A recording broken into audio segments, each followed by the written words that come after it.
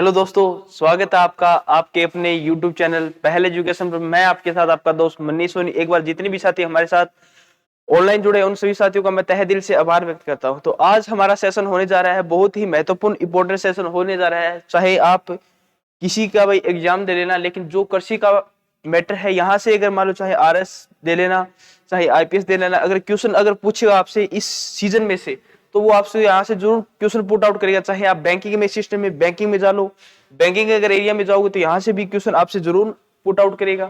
चाहे एग्रीकल्चर के किसी भी डिपार्टमेंट में जा लो, एवं जा लो, एवं जा लो, एग्रीकल्चर सुपरवाइजर में जा लो, यहाँ तक भी जनरल एग्रीकल्चर में भी यहाँ से सवाल आपसे पूछा जा सकता है। तो आज का जो हमारा सेशन है वो होने जा रहा है किसान क्रेडिट कार्ड स्कीम।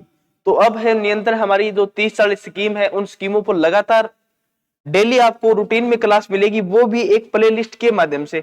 जो भी जितनी भी हमारी स्कीम है उनकी प्लेलिस्ट बना दी जाएगी और उन प्लेलिस्ट के माध्यम से जितनी भी हम स्कीम है 30-40 स्कीम है वहां से लगभग 3-4 क्वेश्चन आते हैं। हमारे लिए 3-4 क्वेश्चन बहुत मायने रखते हैं। हम उन सभी क्वेश्चनों को अटेंड करेंगे जो क्वेश्चन पिछली आगामी भर्तियों में पूछे जाने वाले हैं और पिछली भर्तियों में भी पूछे जा चुके हैं। तो ये हमारी पहली स्कीम है। पहली स्कीम में आज हम पढ़ने वाले हैं किसान क्रेडिट कार्ड के बारे में। और किसान क्रेडिट कार्ड के बारे में, जो किसान क्रेडिट कार्ड होता है जिसे KCC बोलते हैं, वो किसान के लिए एक वरदान रूपी सर्जना साबित हो चुकी है। क्योंकि अगर मान लो कोई भी अगर हमें कोई काम करना हो तो उसके लिए पहले इन्वेस्टमेंट होना जरूरी है। अगर हमारे पास उसके लिए कोई इन्वेस्टमेंट है तो वो हम काम नहीं कर सकते, चाहे वो बिजनेस ही क्यों ना हो, चाहे वो हमारा एग्रीकल्चर से संबंधित कोई वर्क क्यों ना हो। अगर मान लो हमें मछली पालन करना पड़ता है तो मछली पालन करने के लिए पहले उसके संसाधन हमारे पास होने आवश्यक है। वो संसाधन हमें तभी मिल सकते हैं जब हमारे पास कुछ इन्वेस्टमेंट होगा। इन्वेस्टमेंट लेने के लिए हमें बैंक के पास जाना पड़ेगा और बैंक के पास जाने के लिए हमें हमारी पूंजी आदि अर्थात हमें हमारी संपत्ति का वाइजा उनको देना होगा कि हमारे पास ये संपत्ति है, आप हमें इस संपत्ति के बेस पर हमें कुछ ऋण दे दीजिए। तो वो सिस्टम अब खत्म करके अब किसान के लिए एक नई रूप की संरचना शुरू की गई। जो इस संरचना को 1998 में शुरू किया गया, 1998 में शुरू किया। तब से किसान एक प्रबल उज्ज्वला में देखने को मिल रहा है। अर्थात उसे ऋण के लिए किसी भी व्यक्ति के पास नहीं जाने की आवश्यकता पड़ती, न वो किसी साहूकार के पास जाकर ऋण लेता है। अगर किसी साहूकार से वो ऋण लेता है तो वो साहूकार उसे अधिक लेस पर ऋण देता है। मान लो अगर 2 रुपए 3 रुपए ब्याज पर ऋण देता है, वही लोन उसे जो नाबार्ड बैंक के माध्यम से, आजकल तो सभी बैंक KCC बनाने लगे हैं, एक ओनली पेमेंट बैंक को छोड़कर पेमेंट बैंक KCC नहीं बनाता। और सभी बैंक जितनी भी बैंक है इंडिया में वो सभी बैंक अपनी क्राइटेरिया KCC को देते हैं। एक ओनली फॉर पेमेंट बैंक है वो KCC नहीं बनाता है। तो अब साहूकार के पास या किसी जमींदार के पास या किसी चौधरी के पास न जाकर हम सीधा बैंक से कन्वेंस होंगे और वहां पर हम हमारा ID प्रूफ देंगे तो वो हमें हमारी संपत्ति के आधार पर हमें लोन देगा। उस लोन जो इन्वेस्टमेंट हमें मिलेगा उस इन्वेस्टमेंट के आधार पर हम हमारा बिजनेस, मान लो चाहे एग्रीकल्चर सिस्टम में जो भी कार्य कर रहे हैं वो कार्य मान लो वो सुचारू रूप से शुरू कर सकते हैं। तो आज का हमारा सेशन है किसान क्रेडिट कार्ड स्कीम। इसके बारे में पढ़ने वाले हैं कि इसके फायदे क्या होने वाले हैं, किसान को किस प्रकार से इसे लाभ मिलता है, बैंक को हमें ऋण देने की बीच की क्या प्रोसेसिंग रहती है, वो आज पढ़ने वाले हैं। तो सर्वप्रथम पहल एजुकेशन की टीम आज लेके आई है आपके लिए किसान क्रेडिट कार्ड। किसान क्रेडिट कार्ड जो नाबार्ड बैंक के द्वारा सुचारू की गई थी, नाबार्ड बैंक के द्वारा शुरू की 1982 में नाबार्ड बैंक की स्थापना हुई और KCC हमारी पहली स्कीम है। इसकी हम सब जानकारी का अध्ययन करेंगे। तो देखते हैं किसान क्रेडिट कार्ड जो हमें हमारी KCC मिलती है तो उसके साथ पहले पोत हमें ये एक कार्ड मिलता है कि उसके ऊपर लिखा होता है किसान क्रेडिट कार्ड। किसान क्रेडिट कार्ड लिखा होता है। किसान क्रेडिट कार्ड से जो किसानों को लाभ मिलता है उन लाभ के बारे में हम चर्चा करेंगे कि हमें जो भी मान लो बात कर चुके हैं कि हमें कोई बिजनेस शुरू करना है उससे पहले हमारे हमें इन्वेस्टमेंट की जरूरत होती है। कोई भी बिजनेस शुरू कर लो, चाहे एग्रीकल्चर सिस्टम से कोई भी वो रिलेटिव हो या फिर इंटरप्राइज हो। अगर हमें कोई बिजनेस शुरू करना है, एग्रीकल्चर सिस्टम में कोई उद्योग धंधा करना है या इंटरप्राइज में हमें कुछ नई तकनीक बनानी है तो उसके लिए हमें इन्वेस्टमेंट की जरूरत होती है। वो इन्वेस्टमेंट हमें साहूकार से न लेकर हम बैंक से इन्वेस्टमेंट ले सकते हैं। वो इन्वेस्टमेंट हम किससे ले सकते हैं? बैंक से इन्वेस्टमेंट ले सकते हैं।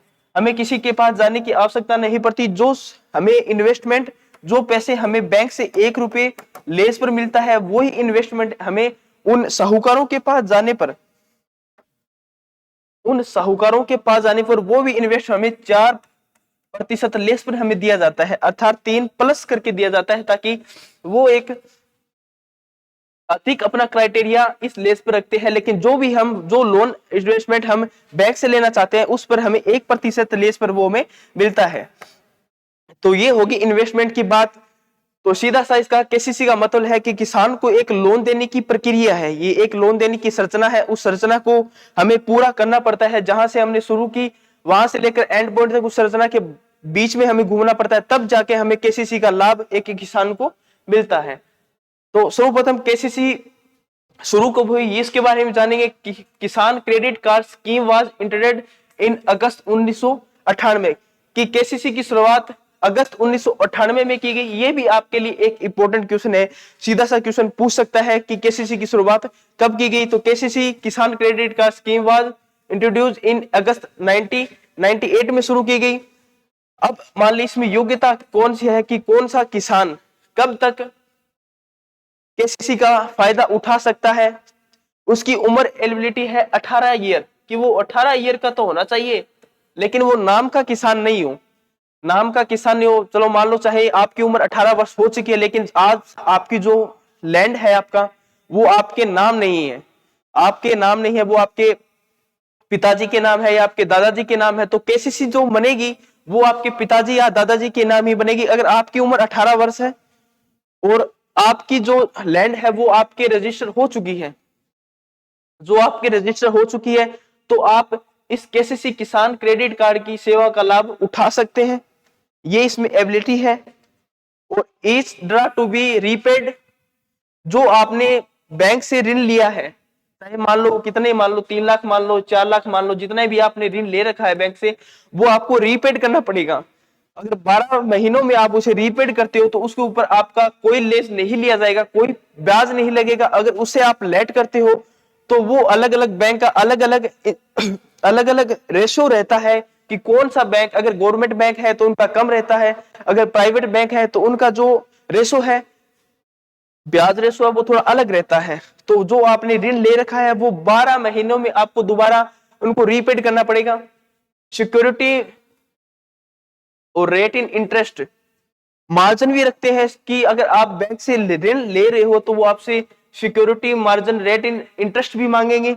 कि अगर मान लो आपने बैंक से 10 लाख रुपए का ऋण ले रहे हो और आपकी जो जमीन है वो है 15 लाख की, 20 लाख का लोन ले रहे हो, आपकी जमीन है 15 लाख की, तो बैंक आपको ऐसा कतई ही नहीं करेगा, क्योंकि वो अपना मार्जिन रखेगा। मान लो आपसे किसी हालात में एक बार आपको लोन नहीं भरा जाता है, अर्थात आप एक डिफॉल्टर खाते में चले जाते हो, आपके पास इतनी पूंजी नहीं, चाहे आपने जो ऋण लिया है वो ऋण आपकी कहीं खपत हो गया हो या कहीं प्रोडक्शन क्राइटेरिया में लग गया है, तो उस समय आपके पास लोन जो आपने केसीसी के संबंध में जो लोन ले रखा है वो लोन आपके भरने की समीक्षा नहीं है, अर्थात उपलब्धता नहीं है आपके पास, तो उस समय जो बैंक आपको लोन देता है वो मार्जिन के हिसाब से लोन देता है। अगर मान लो आपके पास 20 लाख का सिस्टम है तो वो आपको 15 लाख ही देगा, क्योंकि वो आपका 5 लाख मार्जिन पे आपको रखेगा, आपका 5 लाख मार्जिन केस रखेगा वो। अगर आपके पास 20 लाख का कुछ जमीन है, 20 लाख की जमीन है, चाहे 20 लाख का सोना मान लो, आप उस पर लोन लेने जाओगे तो वो आपको 15 लाख ही देगा और 5 लाख वो आप मार्जिन में रखेगा। इस पर बात हम करेंगे आगे। अब हम चलते हैं लिमिट क्या होती है। लिमिट के अलग अलग क्राइटेरिया है, अलग अलग पैरामीटर है, लेकिन कुछ मेजर पैरामीटर भी है कि इसमें लिमिट क्या होती है, वो देखते हैं कि लिमिट होती क्या है। इसमें 2 लिमिट होती है। एक तो लैंड होल्डिंग, पहली लिमिट होती है लैंड होल्डिंग।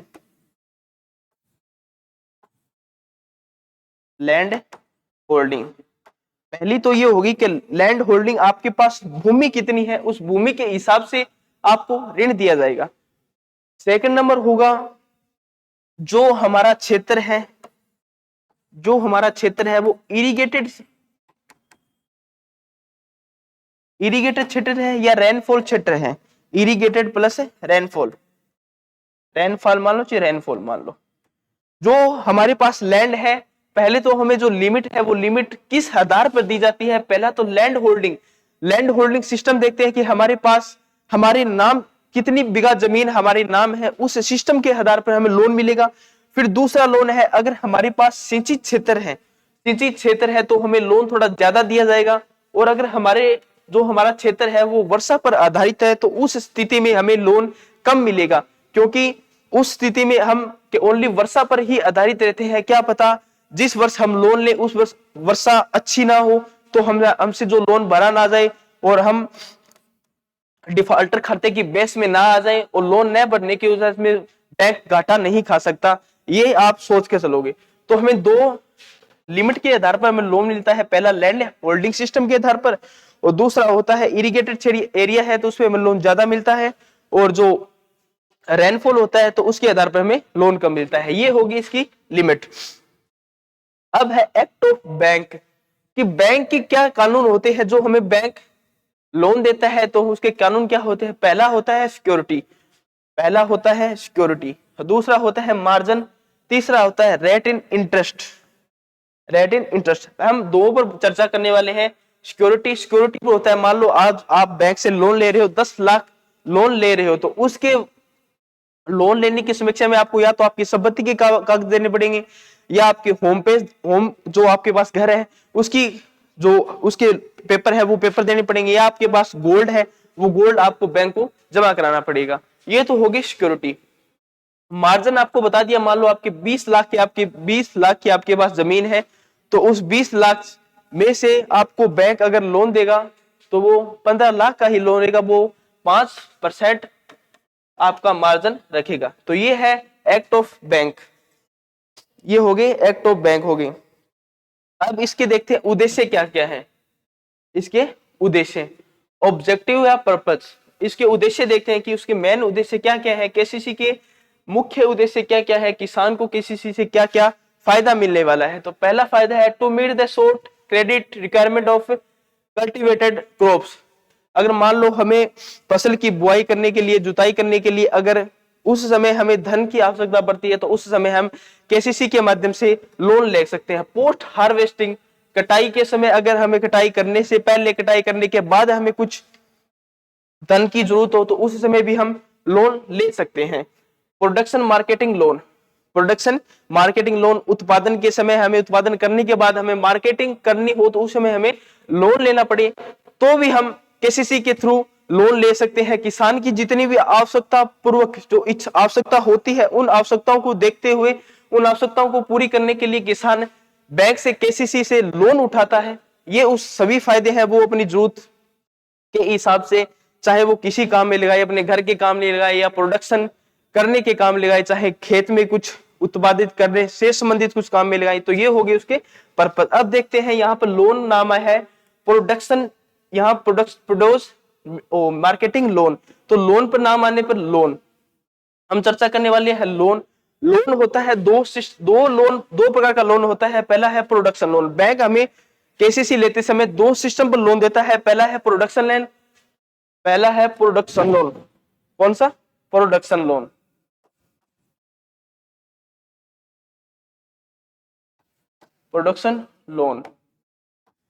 पहला है प्रोडक्शन लोन, दूसरा है कन्वेक्शन लोन जिसे बोलते हैं खपत लोन। क्या बोलते हैं? खपत लोन बोलते हैं। प्रोडक्शन लोन, उत्पादन लोन। पहला लोन जो हमें बैंक देता है, जब हम बैंक में जाते हैं तो हम बैंक वालों को कहते हैं कि मैं मेरे फील्ड के लिए, लैंड के लिए ट्रैक्टर लेके आ रहा हूं, तो उस क्राइटेरिया में मुझे लोन चाहिए 15 लाख। तो वो आपको, जो आप ट्रैक्टर लेके आ रहे हो उससे आप उत्पादन ही करोगे, अपनी जो पूंजी है उसमें बढ़ोतरी ही करोगे। ये तो है नहीं कि आप ट्रैक्टर बेच के उससे और अधिक कमा सकते हो। यही है कि आप ट्रैक्टर से और अधिक वर्क करके और अधिक अपनी पूंजी में बढ़ोतरी कर सकते हो। ये आपने अपने फील्ड में काम लिया है ट्रैक्टर को और उससे उत्पादन आपका बढ़ेगा। तो उस क्राइटेरिया में आपको बैंक लोन दे देगा, वो भी कम लेज पर लोन आपको मिलेगा। लेकिन आप अगर खपत के लिए लोन लेने जा रहे हो, जैसे मान लो आपके घर में किसी की शादी है, कोई फंक्शन है, या आपको कोई प्रोडक्शन सिस्टम के अलावा कोई और चीज लेनी है, तो उस स्थिति में अगर बैंक आपको लोन देगा तो वो लोन पर आपको प्रोडक्शन लोन की तुलना में अधिक लेज देना पड़ेगा, क्योंकि मान लो अगर आपको 20 लाख रुपए की जरूरत है तो आपने अपनी शादी में 10 लाख रुपए लगा दिए, 5 लाख रुपए आपके पास बच दिए, वो और कहीं आपने इन्वेस्टमेंट कर दिया। तो जब आप बैंक को वापस दोगे तो आपके पास आपके पास उत्पादन तो हुआ ही नहीं। अगर मान लो आपने ट्रैक्टर ले लिया, ट्रैक्टर लिया आपने, खेत में आपने वर्क किया, तो वर्क किया, जो आपने जो मेहनत किया उस मेहनत से आपको ट्रैक्टर से के साथ आपने भी मेहनत की है, उस मेहनत को आपको कुछ रिजल्ट तो मिलेगा। यहाँ पे सो भी लागत है, शादी में तो लागत ही होती है, कुछ आता तो है नहीं। तो इस सिस्टम के आधार पर बैंक अपना अलग अलग लेज रखता है। ये लोन होता है, दो प्रकार का लोन होता है, एक तो प्रोडक्शन लोन होता है और एक कंजवेक्शन लोन होता है, जिसे खपत लोन कहते हैं। ये हो गया लोन का। अब document requirement to get KCC, पहले हमने पढ़ लिया लोन कितना होता है, इसकी योग्यता क्या रहती है। अब डॉक्यूमेंट क्या क्या रहते हैं, पहले आपको एक केसीसी का फॉर्म आपसे फिलअप करवाया जाता है, केसीसी का फॉर्म फिलअप करवाया जाता है। फॉर्म फिलअप करवाने के पास आपको एक आधार कार्ड और एक जमाबंदी, जो आपकी लैंड है उसकी जमाबंदी मांगते हैं और एक आधार कार्ड आपसे मांगते हैं। एक तो आपसे आधार कार्ड और एक जमाबंदी मांगते हैं और एक आपका गारंटर होना चाहिए। हमने पीछे बात की थी कि इसकी योग्यता होती है 18 साल से शुरू होकर 70 साल या 70 साल से अधिक होनी चाहिए, क्योंकि 70 साल के बाद अगर कोई व्यक्ति लोन लेना चाहता है तो उसके साथ एक गारंटर होना चाहिए, गारंटर, उसके साथ एक गारंटर होना चाहिए। तो हम केसीसी के लिए लेने जा रहे हैं, तो उसमें हमें फॉर्म फिलअप करने के लिए क्या क्या, एक तो एप्लीकेशन फॉर्म मिलेगा हमें, एक एप्लीकेशन फॉर्म प्लस एक आधार कार्ड और एक जमाबंदी, तो ये हमें चाहिए, तब हमारा ये केसीसी का प्रोसेस पूरा होगा। अगर हम केसीसी की फाइल 4 या 5 दिनों में बैंक को दे देते हैं, अगर फाइल बना के बैंक में जाने के बाद 4 या 14 दिनों के बाद हमारा ये फाइल तैयार हो जाती है और केसीसी हमें मिल जाती है। इसमें 14 दिन की एक ये प्रक्रिया रहती है, 14 दिन प्रक्रिया के बाद हमें लोन मिल जाता है। और जितना भी लोन मिलता है हमें उसका 10%, जितना भी लोन मिलता है उसका 10%, छोड़ो ये document requirement to get KCC, KCC प्राप्त करने के लिए ये डॉक्यूमेंट लगते हैं।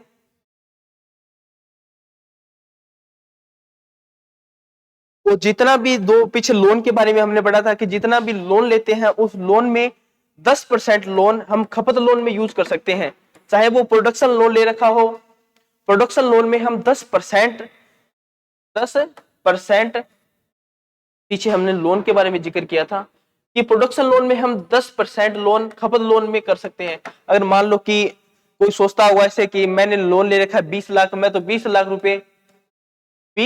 रुपए मैंने तो इसमें खपत लोन में लगा दिए। बैंक वालों को क्या पता लगेगा, मान लो आज आप 20 लाख रुपए लेके आए हैं बैंक से, 20 लाख रुपए बैंक से लेके आए हैं, आपकी तिथि है 5 महीनों के बाद में आपको वो लोन करना है, वापिस देना है। उस 5 वर्ष की स्थिति में वो लोन आपसे नहीं बना तो बैंक को खूबरू पता चल जाएगा कि वो लोन आपने प्रोडक्शन में न लगाकर खपत में लगाया है, कंजवेक्शन लोन में वो यूज किया है। तो उस स्थिति में ये सब बैंक को पता चल जाता है। यहाँ जितने हम तेज हैं उससे तेज हमारा बैंक है। तो ये भी सिस्टम इसके अंदर रहता है। और ये हो गए डॉक्यूमेंट रिक्वायरमेंट केसीसी के। और एक सिस्टम ये भी था कि पहले 2020 से पहले जो केसीसी लेना चाहता है, जो व्यक्ति केसीसी लेना चाहता है उसे प्रधानमंत्री फसल बीमा योजना का भी लाभ लेना पड़ेगा। प्रधानमंत्री फसल बीमा योजना, फसल बीमा योजना, प्रधानमंत्री फसल बीमा योजना का भी उसे लाभ उठाना पड़ेगा या उसके तहत हमें बीमा कटवाना पड़ेगा। पहले एक ये सिस्टम भी होता था कि केसीसी का लाभ केवल फसल उत्पादित